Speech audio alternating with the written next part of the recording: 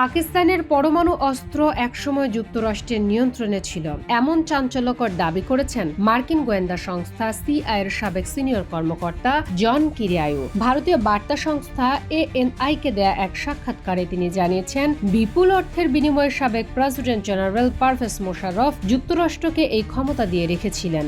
জন কিরিয়ায়ু সিআইএর সন্ত্রাসী দমন বিভাগের প্রধান হিসেবে দায়িত্ব পালন করেন।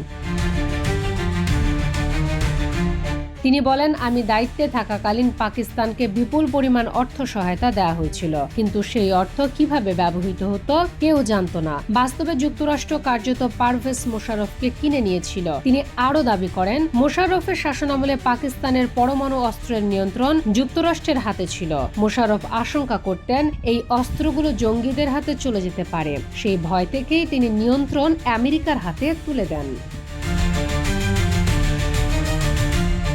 সাবেক এই সিআইএর কর্মকর্তা আরও জানান, সে সময় যুক্তরাষ্ট্র এবং পাকিস্তানের মধ্যে নিয়মিত বৈঠক হতো এবং মোশাররফকে ব্যক্তিগতভাবেও প্রচুর অর্থ সহায়তা দেওয়া হতো। এছাড়া সাক্ষাৎকারে কিরিয়ায়ু জানান, আল কায়দা প্রধান ওসামা বিন লাদেন নারী সেজে আফগানিস্তান থেকে পাকিস্তানে পালিয়ে যান। তার এই পালিয়ে যাওয়া সম্ভব হয়েছিল মার্কিন সেনাবাহিনীর সেন্ট্রাল কমান্ডে কর্মরত একজন আল কায়দা গুপ্তচরের সহায়তায়। এই অনুবাদক মার্কিন বাহিনীতে কাজ করার আড়ালে জঙ্গিদের তথ্য দিতেন। তার সহায়তায় লাদেন বোরকা পরে তোরা বোরার পাহাড়ি অঞ্চল থেকে পাকিস্তানে প্রবেশ করে।